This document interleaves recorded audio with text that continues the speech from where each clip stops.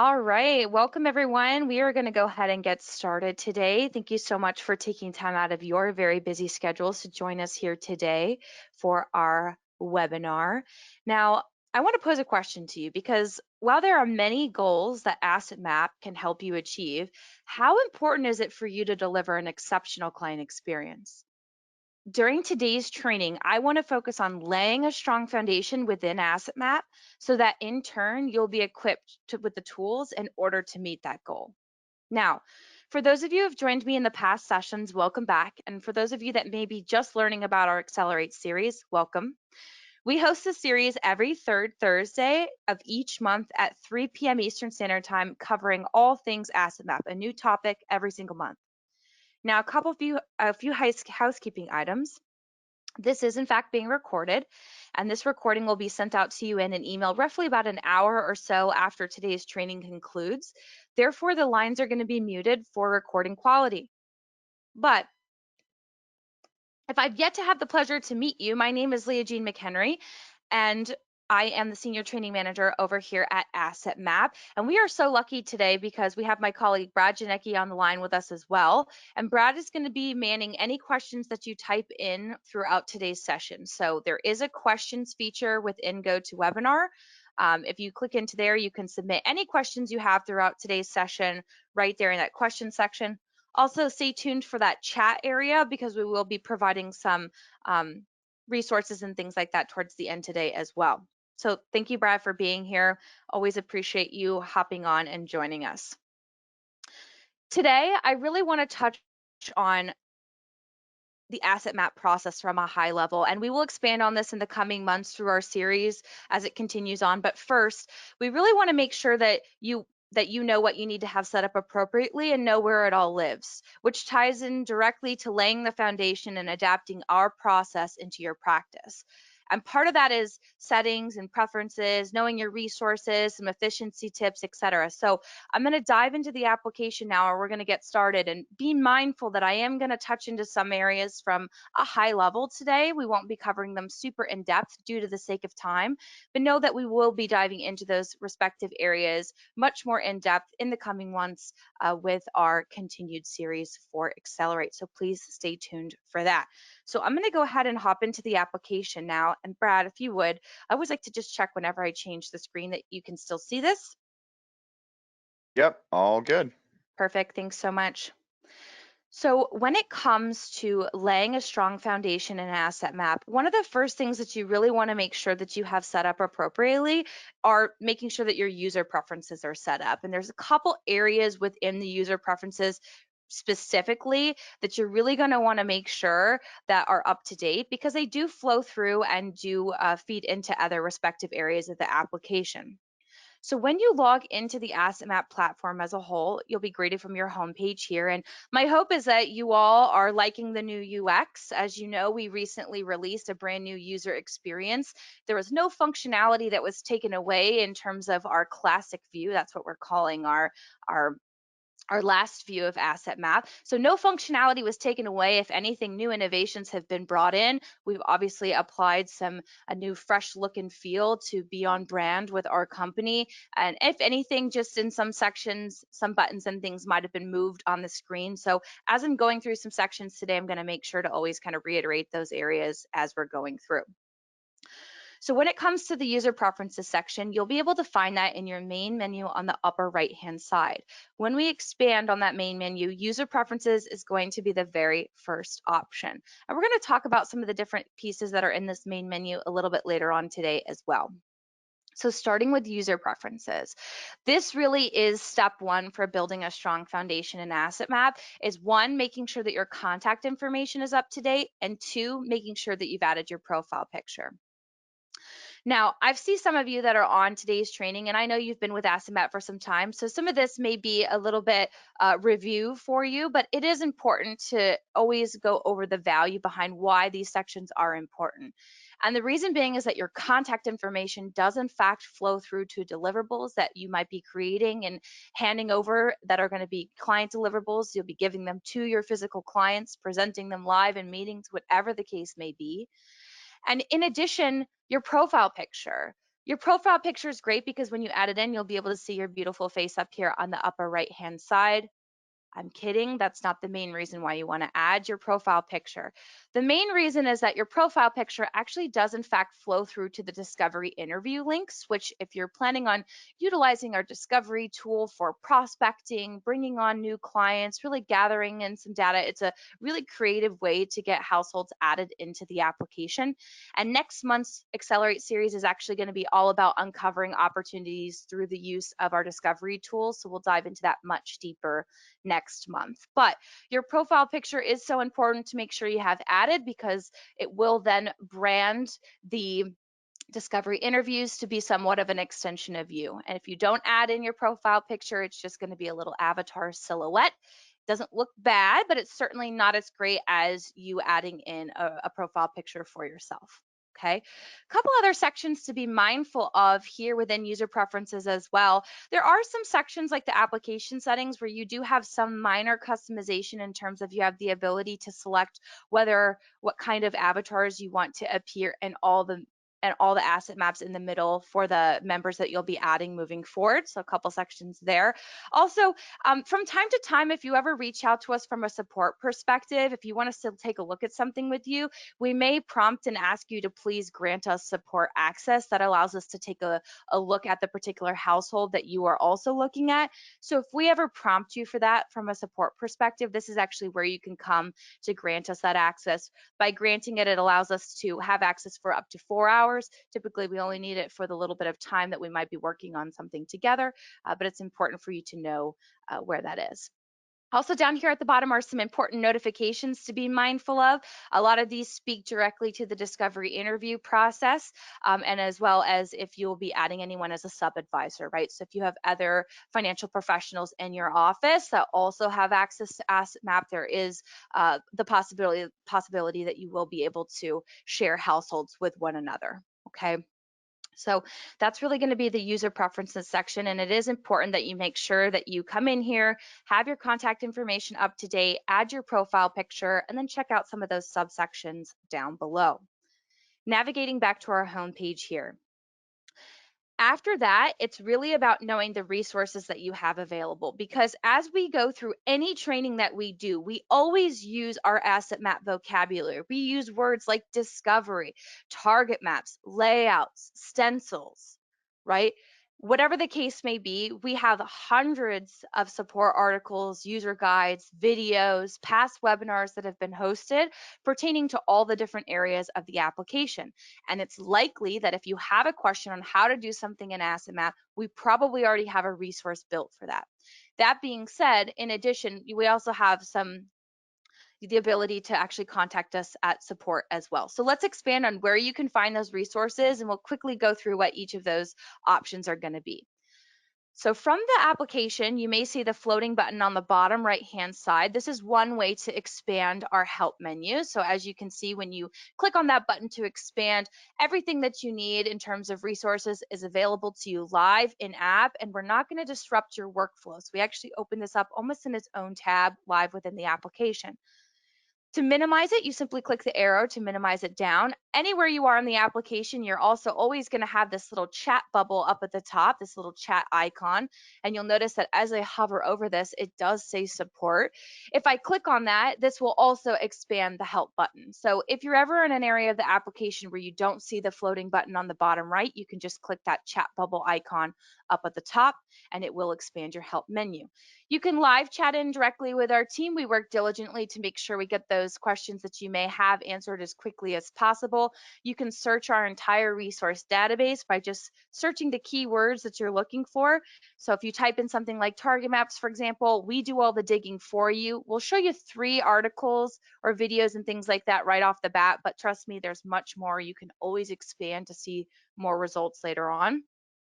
In addition, down below, if you don't have time to start a live chat conversation, or you're possibly looking for an answer to your question that, maybe you're not sure that the items to search keywords in the Resource Center, you can always also email into our team. So the submit a question is just that. You have the ability to write out the question you have, and that will come through to our team. And again, we work diligently to get that answered as quickly as possible. The content down below here does change from time to time depending on upcoming trainings that we may have, new content that we're rolling out, updates, things like that.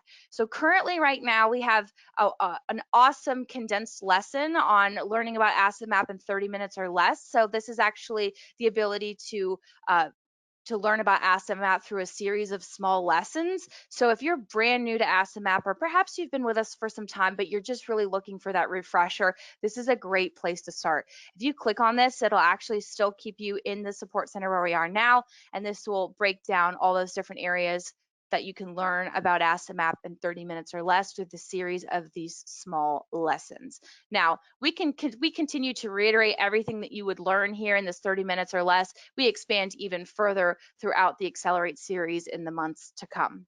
And then also down below here is right now there's a promotion going on for our upcoming boot camp. So we do host an immersive asset map training once a quarter.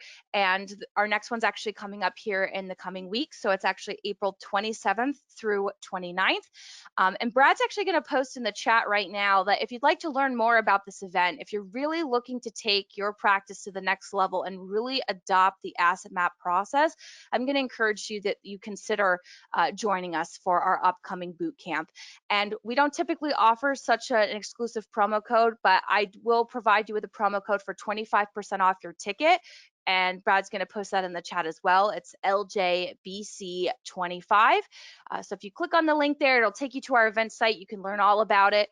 You can join us for just our Bootcamp 101 session, which runs day 1, or you can join us for our 201 session, which is broken out over 2 days. So that would be the 28th and the 29th. Each day runs from roughly 12 to 5 p.m. Eastern Standard Time.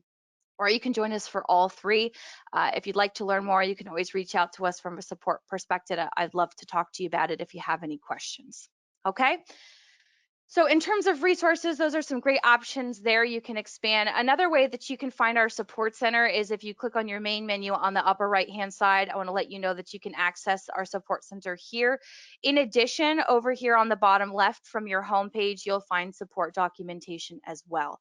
So there's a lot of different avenues to be able to find the resources that you're looking for. So I just wanted to make sure that I pointed that out to you today. So let's dive into really step 1 of our process, which is how do we get households added into the application? So once you've gone in and you've set up your user preferences and your information is up to date, then it really becomes it's time to start adding households into the application. And in order to do that, there's a couple different ways.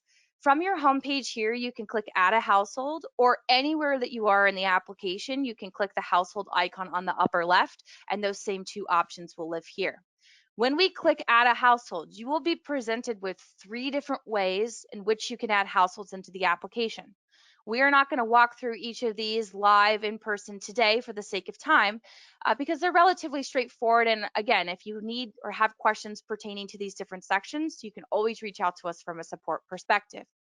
You have the ability to manually add a household.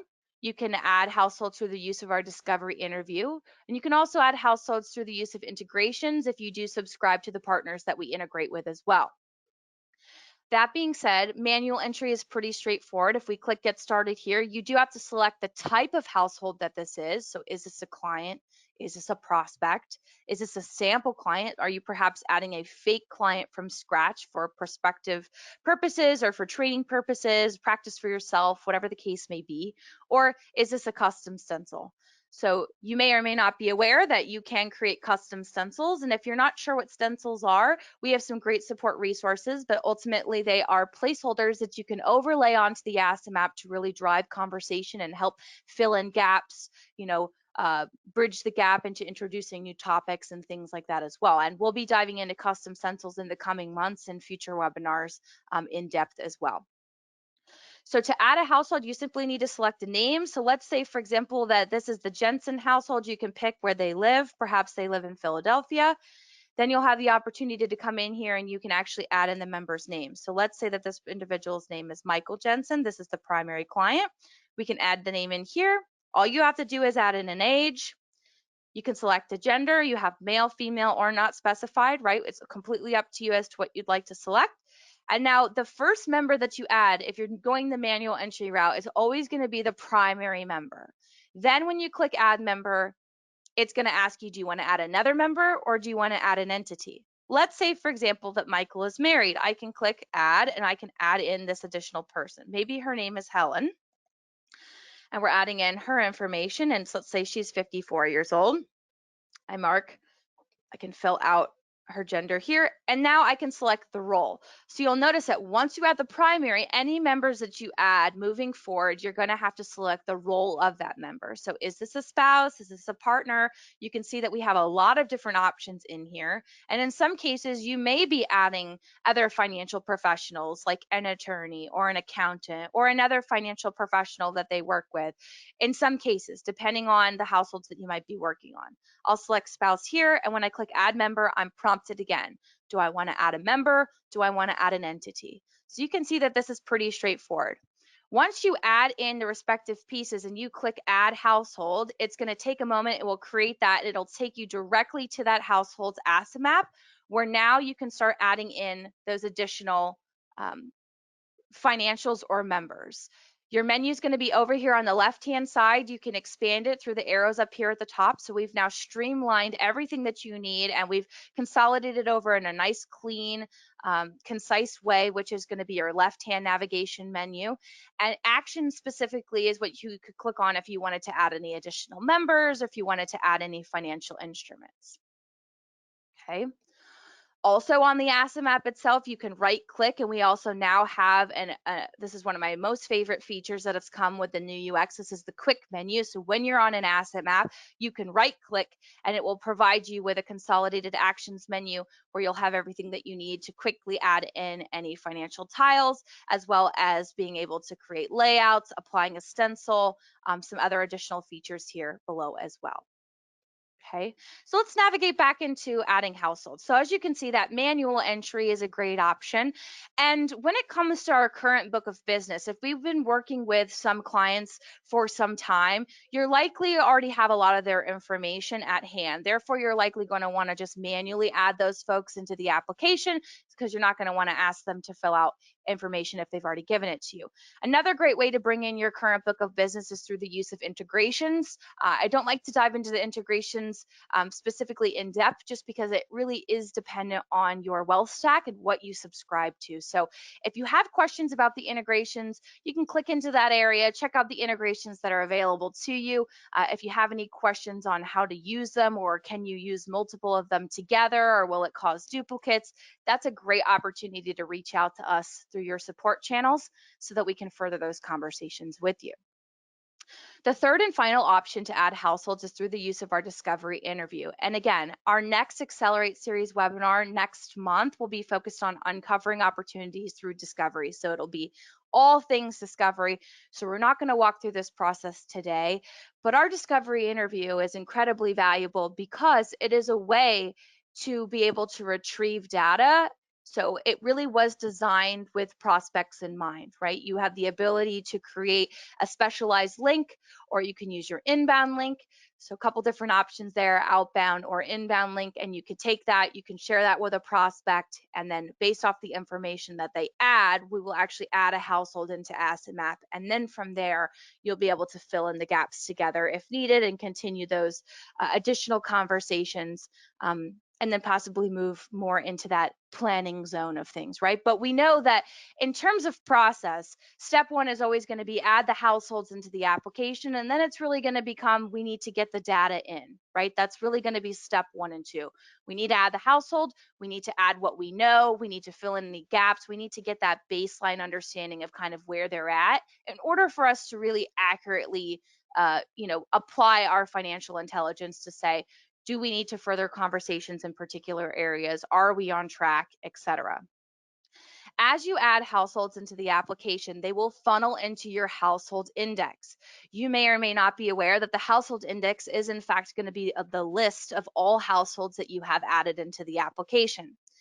Now, from this section here, there are the abilities for you to actually be able to apply filters as well. So as you start adding more and more households into the application and you start getting the data in, you will have an opportunity to be able to actually mine your book of business through the use of these filters.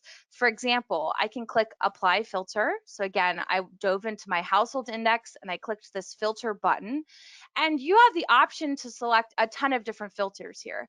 But maybe I want to see a list of all of my households that are marked as prospects. So in Asset Map, that's also called household status, right? What is the status of the household? Is it a client? Is it a prospect? Is it a sample? Is it a custom stencil? So in this case, I could say, okay, I want to look through my entire household index in Asset Map, and I want to see all of my households that are marked as a prospect. I can click apply filter and it does all the work for me. And now it is filtered through my list and I see all of my prospects. Maybe I want to take it a step further and apply another filter. I can click apply filter and I can select the column again, and I can layer on another filter on top. Perhaps I want to see a list of all of my households that are marked as a prospect that have a wallet share that is, let's say, greater than or equal to, let's say, 10%. Okay, just I'm using this as an example. I can click apply filter, and again, it's then going to update here for me. And I think I might have picked the wrong amount, so I apologize. Click apply filter here, and it will do so. Okay. In addition, if you want to remove a filter, you can trash can it out. You can also come through here and you can look through the additional filters that you can apply. You know, maybe perhaps you want to see all of your households that are marked as a prospect that have assets that are cash accounts that are, let's say, greater than, let's say, $50,000. You can add in these filters here, and when we click apply filter, it does all the work here for us. Okay. So that's going to be your household index. It's going to give you the ability to be able to mine your book of business, and it's going to allow you to apply those filters into the application. So let's actually navigate into a household now. So I'm actually going to go ahead and show you a household that I recently added, which is my Anderson household. And when we navigate to a household, one of the easiest ways to do that is through our search menu on the upper left-hand side. We can simply just search the household name that we're looking for. And then we're going to have the opportunity to be brought to what we call the household summary page. Again, if your menu is extended, you can minimize it by clicking the menu button or the arrows up here at the top. So this is the condensed view. This is the expanded view. So as you're getting comfortable with this new flow of the new UX, you might be asking yourself, well, what do all these different logos mean? You can always expand it to see the words, the correlating words for what that section is if you expand it out. Also be aware that as it's minimized, you can hover over any of these different sections and it'll tell you where that would take you if you were to click in it. So this is the asset map. This is target maps. This right here is reports, right? So as you're going through, you can kind of hover. So here's a perfect example of an asset map report for some folks that I've added in. And I actually have some missing information. So this is where something like stencils would be really valuable. I could apply a stencil to be able to put some placeholders on this asset map to then further the conversations with this particular household. Again, stencils can be found in your actions menu, which is our colorful plus mark on the upper left-hand side by clicking apply stencil, or from the asset map, you can use that nice quick menu feature that was brought on through the new UX, and you can also apply a stencil here. Not going to do that for the sake of time, but be mindful that you can apply stencils in full as well as in part, and you can even create custom stencils if you find that you're working with a lot of the same demographic or occupation, etc. In terms of some additional best practices when it comes to the asset map report, I want to let you know that you do have the ability to be able to save additional layouts. So previously in the classic version of the application, you could only have 2 people being featured in the middle of the asset map. Now in our new UX, a new innovation has been added where you can select multiple members or entities up at the top, selecting them and meaning that you have them checked so that they are outlined in gray. And then the second that you add more than 2 people, we change it to be a household icon, and then we'll let you know how many members were selected, and then all of their different accounts and things like that will appear. If you want to save this view, you can do so by right-clicking in your quick menu and saving this as a layout. You could click layouts, you could click save current layout, and you could call this whole household. Okay, you can make sure that you name things appropriately, and then you can click Create Layout here. Upon doing so, that really does become beneficial when it comes to reports. So over here on the left, if I click the Reports tab, which is our paper icon, I can scroll down and I'm going to see that I have the asset map report. So anything that is in bold means that it's being included, means that it has a check mark next to it, which means that if I was to click Generate Report, that is what in fact would be included. So by default, the asset map report is always checked on, and the default report is always going to be your primary client and spouse. But if you save additional layouts, they too will appear underneath. This is why naming criteria is so important.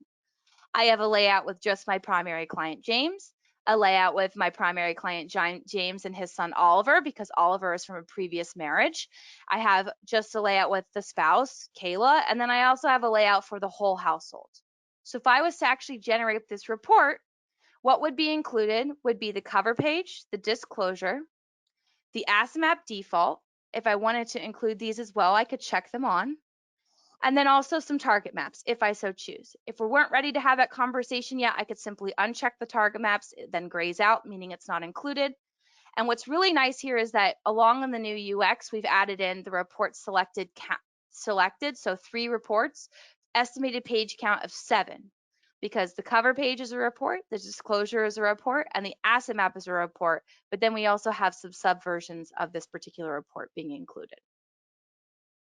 Okay, now this brings me to a great question, because I've talked a little bit about the new UX and I'm really interested to know how you all are liking it. So I'm actually going to throw a poll right now on the screen, and I'd love it if you could please just take a moment to answer this. And I'd really like you to rate your experience using the new UX, 1 being the lowest and 5 being the highest. We recognize that obviously with change, there always comes a period of time where you may be getting adjusted, but I want you to get excited and I want you to make sure that you're using the new UX as much as possible. Our team is always working diligently to make adjustments, right? We do take your feedback very seriously, and that's going to be a great segue here where I'm going to leave this up for a few more moments. So if you could please turn your eyes to the screen and take a vote, I would be much appreciative. Again, I'd like you to rate your experience using the new UX, 1 being the lowest, 5 being the highest. Very much would appreciate you to take a vote.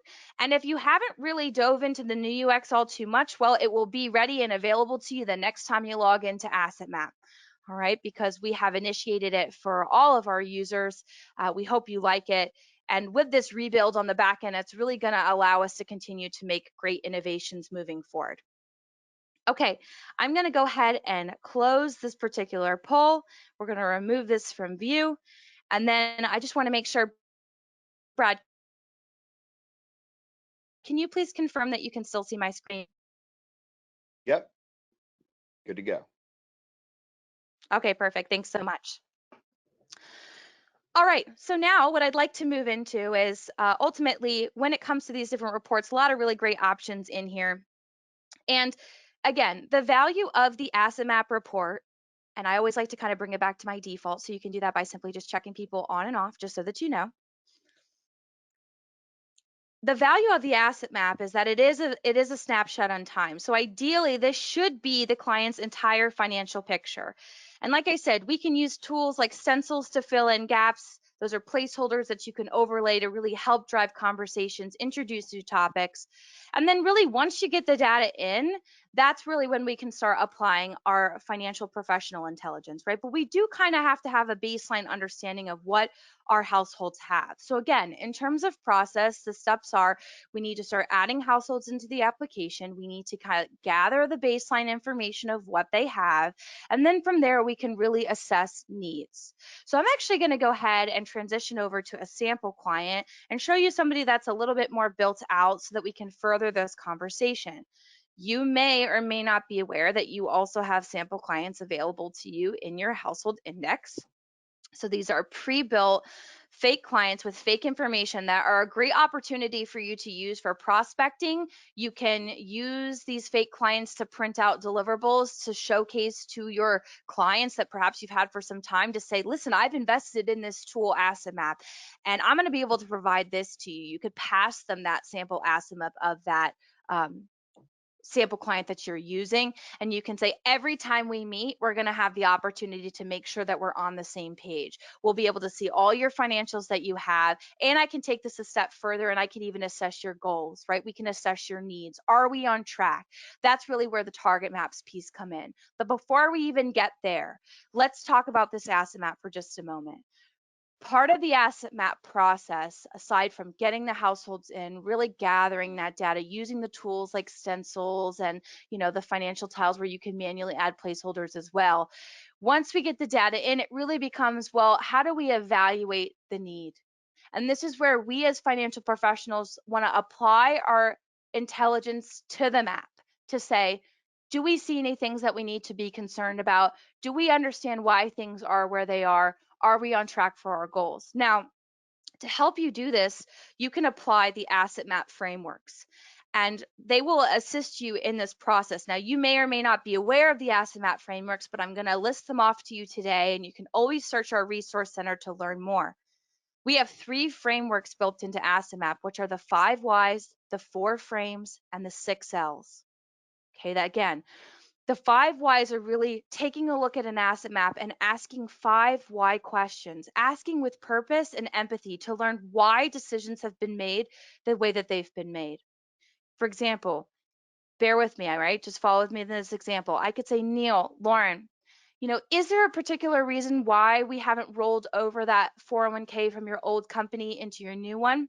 I'd love to just know, right? Being empathetic, we're never going to look at someone's asset map being like, why in the world does it look like this? No, we want to ask the 5 whys of, what was the reason, or why did we make this particular decision? Was there a particular reason why you invested in this particular product, right? Asking the questions to get to know your clients and your prospects, especially to really understand those emotional drives as to why some of those decisions were made, because you'll be surprised that when you ask something, you think of the 5 whys and you may say, well, that seems like pretty trivial. Well, I would argue it's not, right? Because this is something that you can apply in the back of your mind to any asset map. Take a look at the map, and if you have a question as to why something is there, you can ask that in an empathetic way to your clients, your prospects, to really understand what motivated them to make those decisions. Because those motivators are important for you to know so that you know why decisions have been made.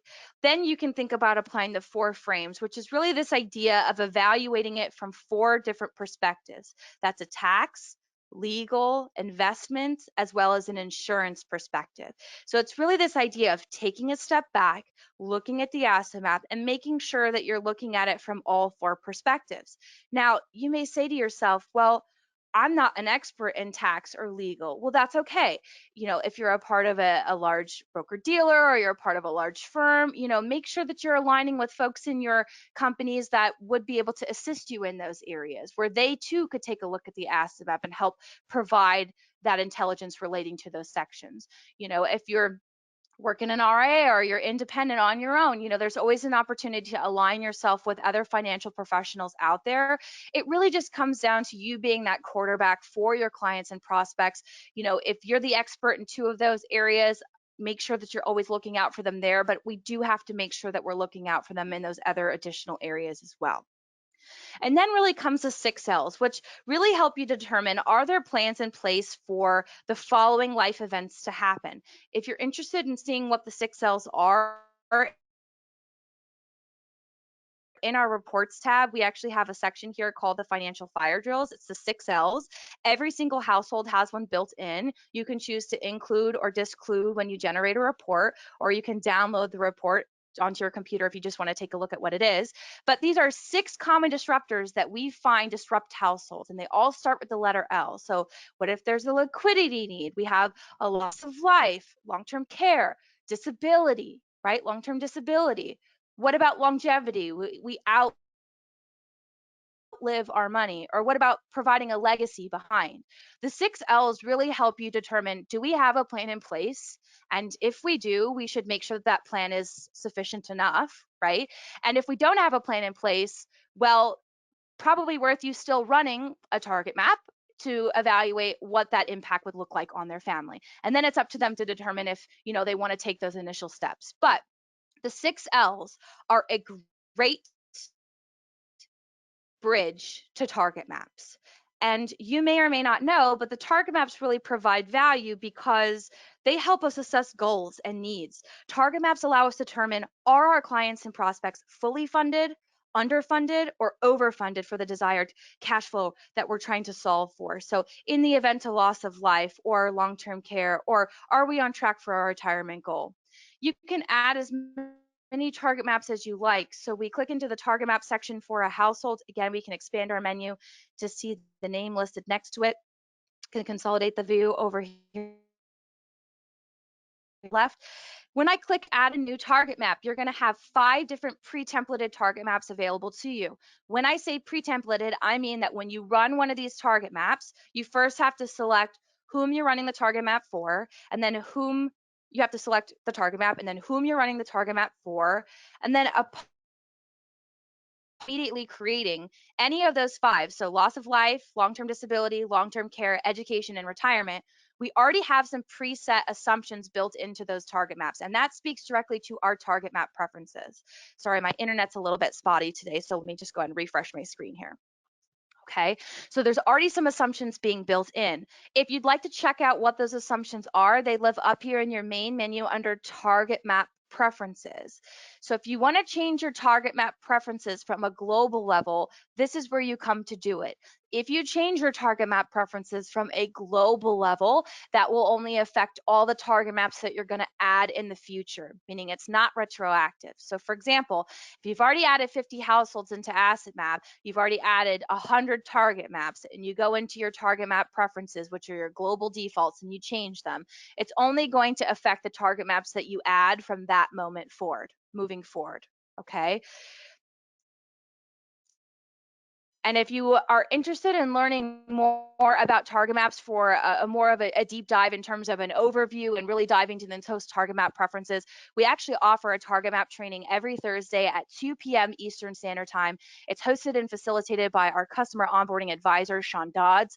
And I'm actually going to have Brad, post in the chat right now our asset map link tree, and there's a variety of resources in there.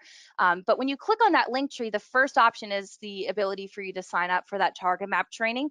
And if you can't attend, well, our target map training happened earlier today. So if you can't attend next week's, there's always the option that when you go to schedule, you can select the drop down and pick a future date if you so choose as well. Okay. But in terms of settings and preferences, that target map preferences section is important for you to be mindful of, as that can be incredibly valuable. Target maps are all formatted the same in terms of you have your funding bar at the top, some parameters below, and then we have 3 consecutive tabs: what you want, what you have, and what it means. What you want is what we're solving for. So right now we're running an education target map for Barry. And in this case, the education expense, the target map preference for education is a tuition of $25,000 a year from when the child is 18 for 4 consecutive years with a 5% cost of living adjustment. That means that we need $100, or excuse me, $100,000 today in order for us to be fully funded for Barry's education. Coming into the what you have tab, this speaks to what can we apply towards the funding of this goal. And for the system default in terms of target map preferences for education, we only automatically turn on any assets or cash flows tied to the child at hand. In this case, they have a 529 plan for Barry. It has $10,000 in it today, right? So it's $10,000 today, but also in the asset map in the 529, we did add the contributions. Now, you may have or may have not noticed that in target maps, we do list contributions out separately as target maps because it's technically future money that's going to be going into the account. So under the asset section, we will always show you what the asset is worth today. But if you've added in contributions in the details tab in the asset map, the contributions for the future can also be chose to be included for that here. Same thing goes for like 401ks, 403bs, things like that as well. Now, as I mentioned, I'm not going to dive into target maps much further than that, simply because for the sake of time, I want to be mindful of schedules. And I also just want to remind you that we do host that target map training every Thursday at 2 p.m. Eastern if you're looking for a good overview. If you ever have case-specific questions on how to model something, that's really when you're going to want to reach out to your support resources. So that being said, before we talk about next steps, I do want to take a moment to talk about feedback. You do have the ability in the Asset Map application in your main menu to be able to submit feedback to us. So if you'd like to see future innovations or you have new UX feedback that you'd like to provide, this is a great option for you to be able to select, and you can actually submit that directly to us. That goes directly to our product team. We work diligently to make sure that those suggestions are viewed and taken into consideration. And you also have the ability, when you click that feedback button, to be able to see some other top suggestions that have come in. So once this loads here you have the ability to submit your feedback. Then also down below, you'll see some popular suggestions that some folks have already submitted, and you can come in and vote yes, aka you also agree that you would like to see that innovation or that feature in the future. Okay. Now, where I'd like to take a moment is, again, to just highlight that we do have our upcoming boot camp. So Brad has already posted in the chat that boot camp link. It'll take you directly to this event site. You can learn more about it. Again, there's 3 different ticket types. You can come to just boot camp 101, you can come to boot camp 201, or you can come for all 3 days. Be sure that when you come to the ticket section, you can apply my promo code right here, LJBC25. Click apply, and then it's up to you to determine which ticket you'd like to purchase. Okay. If you'd like to learn more about the agenda, you can click into that agenda tab. You can also reach out to us from a support perspective. To really sum this up, let's continue with next steps. So I'm going to go ahead and navigate back to our PowerPoint. Bear with me for just a moment. And in terms of the next steps, I just want to reiterate, make sure that you sign up for next month's Accelerate Series webinar. In a follow-up email today, you're going to receive the link. And again, it's going to be focusing on all things to do with discovery, really how to uncover opportunities and use discovery to the best of its abilities to really implement and start adding into your practice. And then if you love Asset Map, we'd love to hear from you. We do take your reviews very seriously. Also in that link tree that Brad has posted in the chat, an opportunity to be able to leave us a review. And then again, we'd love for you to join us at boot camp. If you have questions, you can reach out. That being said, we are just about at time since we're going till 3:45 today, but let me check in with you, Brad. Do we have any outstanding questions that I can address before we end today? We are all good to go. Perfect. The last thing that I'll ask is that I'm going to have Brad post a survey link in the chat. I would really appreciate it before we go if each of you would just take a moment to fill out that survey. I believe it's 3 questions, and this is just really valuable for me to know if you felt that this training was of value. Keep in mind, this is really for getting started in Asset Maps. So this is something that many of you, if you've been with us for some time, might have been a little bit of review. But moving forward, we'll be diving into the different areas in Asset Map much deeper. Just really wanted to make sure we got everyone started and set up for success. So if you could just take a moment to fill out that survey, the survey will also be included in the follow-up email. As I'm ending the recording, I'll just end with thank you so much for joining us here today. Please again know that the recording will be sent out in about an hour or so, along with some additional resources. Thank you so much for your time, and I hope you have a fabulous remainder to your week.